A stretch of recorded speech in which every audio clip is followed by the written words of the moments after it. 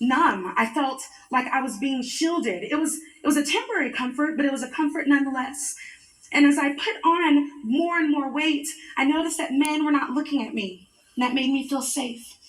So that was an earthly boundary that had me bound for a long time. But y'all, this is where God's boundaries come into play. I've learned that I have to replace those earthly boundaries with what God says. And while the earthly boundary and while the Simon Cowells of the world would say that I'm too fat, that I do not fit on the American Idol stage, they would tell me that I don't belong up there. God's boundary tells me that I am fearfully and wonderfully made. God's boundary tells me, amen. God's boundary, ladies, this one is especially for you. God's boundary tells me that I have an unfading beauty that nobody can take away from me. It tells me that it is the kind of beauty that the world can see but may not even recognize.